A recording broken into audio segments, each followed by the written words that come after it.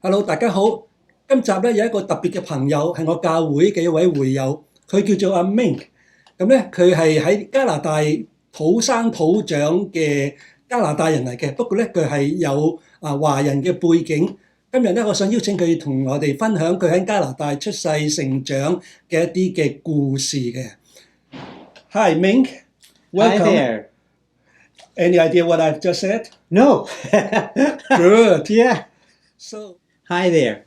I'm Ming Kwan, and I was born Richard Kwan on my birth certificate.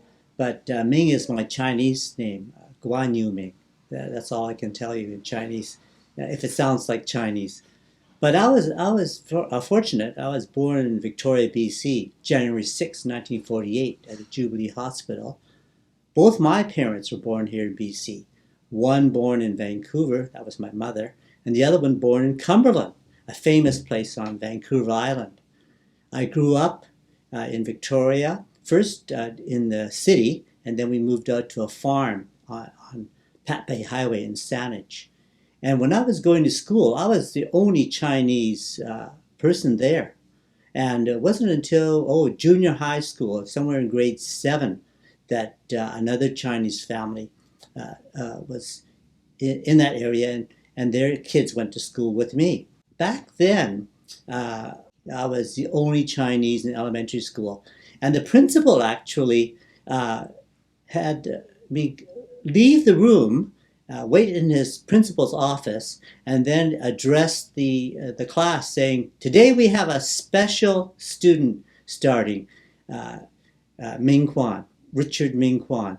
And I want you all to be respectful and polite to him. Otherwise, you'll get the strap."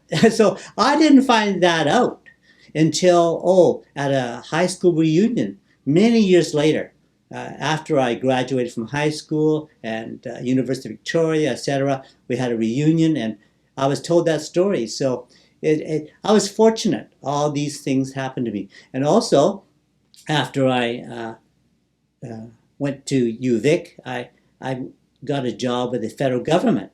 And again, I think I was the only Chinese person that they hired that year.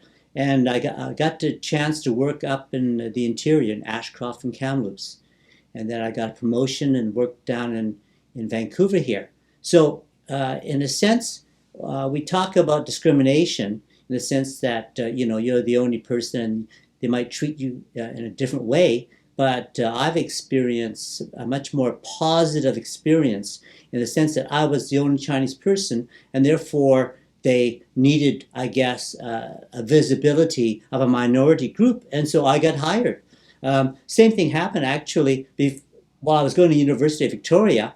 There was very few Chinese at that time. We're talking about the 60s, 1960s. And on BC Ferries, they had an all-Chinese kitchen crew. So here I was working in a kitchen galley with only Chinese males, and I didn't speak Chinese. so we had to do things differently so I could understand what the Chinese cooks were telling me. So after working at many different companies, I worked for the city of Richmond. And actually, decades ago, when I first moved here in 1980, the Chinese population was just growing and growing and growing to what it is today, which is like half the population. But my kids grew up in schools that had more and more Chinese students coming. So that was great, but they never learned Chinese because naturally the Chinese kids wanted to learn English. So naturally they would always speak English to my kids, even though they were half Chinese and half English. My wife is Caucasian. Anyways, now in Richmond, what do you call it? It's very Chinese, we'll say. People from Hong Kong, mainland China, elsewhere, and a lot of Filipinos.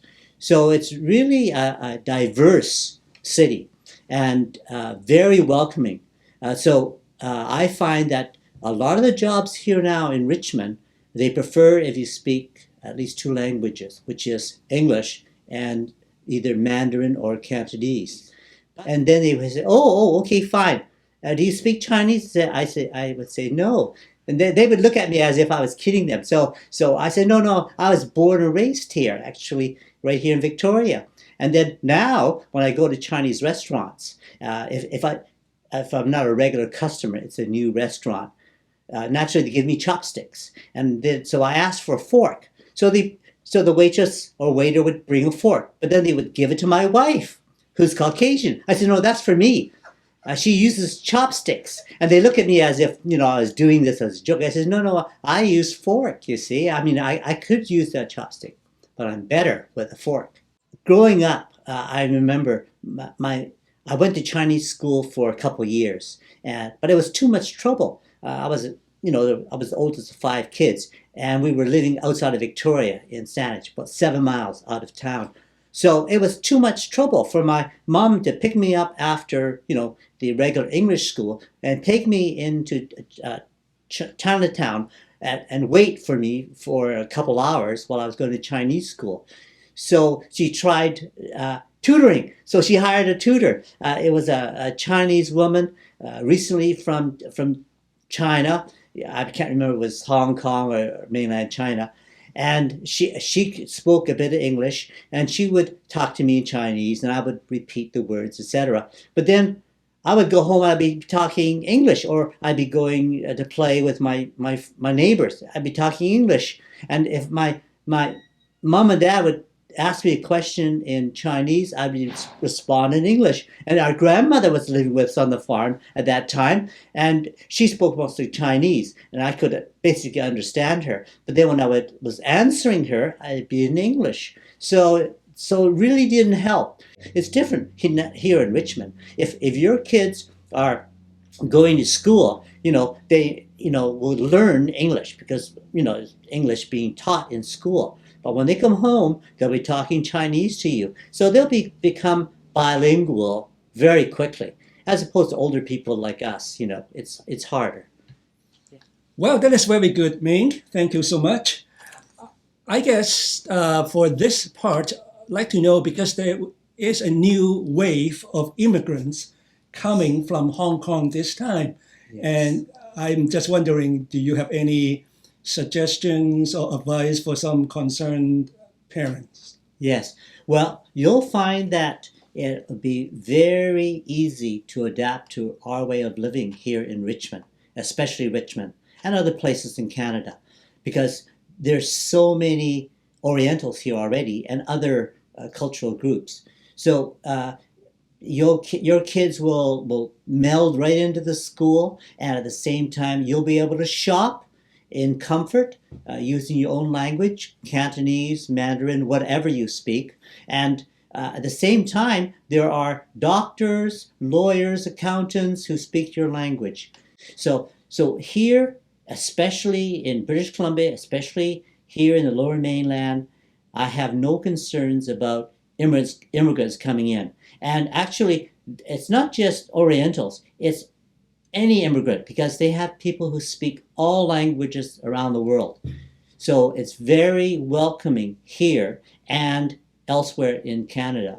What else should I mention now about voting, maybe? Because we just had a federal election. Here in Canada, we encourage you to vote for your political representative. It's so democratic for you to vote.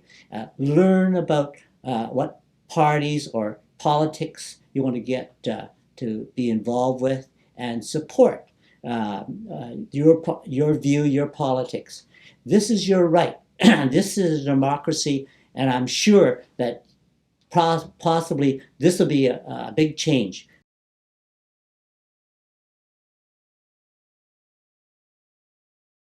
As soon as you land in Canada, you have laws that protect you. You have rules that govern the way people behave. And you have those rights and those laws that protect you and support you in your life here.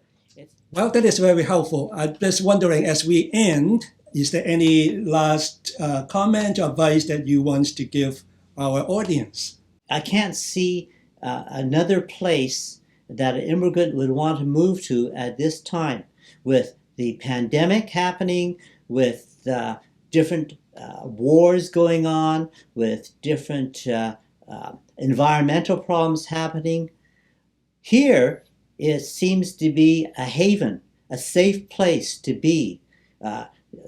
Socially, the medical facilities here are excellent. The educational system is great. If I was moving anywhere in the world, I would probably come here.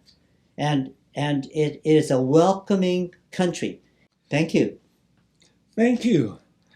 今日咧好開心聽到阿 Ming 佢個人嘅故事同埋分享，希望咧佢嘅故事對於大家咧係有幫助。